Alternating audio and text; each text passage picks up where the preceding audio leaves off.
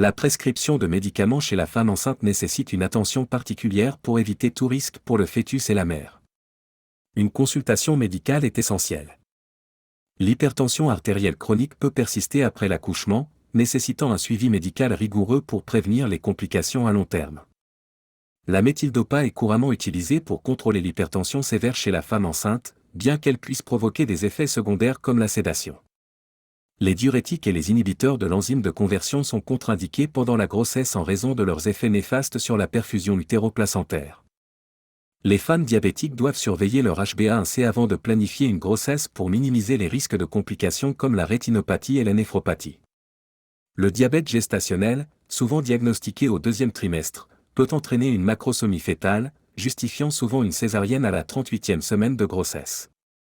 La gestion du diabète gestationnel inclut des mesures glycémiques fréquentes, des ajustements diététiques et parfois l'insuline, réduisant ainsi le risque de macrosomie et de césarienne. L'épilepsie et la grossesse nécessitent un suivi attentif du traitement pour éviter les crises et minimiser le risque malformatif lié aux médicaments antiépileptiques. La prévention par acide folique peut réduire les risques de malformations congénitales chez les femmes épileptiques, nécessitant une adaptation posologique en cours de grossesse. Les bronchodilatateurs anticholinergiques, l'acide chromoglycique et le montelukast peuvent être prescrits pendant la grossesse, mais toujours sous surveillance médicale. Les traitements pour des problèmes ponctuels pendant la grossesse doivent être judicieusement choisis pour éviter tout risque pour la mère et le fœtus. Les infections urinaires non traitées peuvent entraîner des complications sévères comme la pyélonéphrite aiguë, soulignant l'importance du dépistage et du traitement approprié.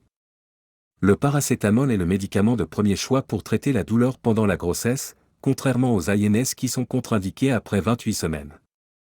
Les vaccins vivants sont contre-indiqués pendant la grossesse en raison du risque théorique de transmission virale au fœtus, bien qu'aucune preuve concrète ne soit établie. Il est recommandé de vacciner contre la rubéole avant la grossesse pour éviter toute infection pendant la gestation, ce qui pourrait entraîner des complications pour le fœtus.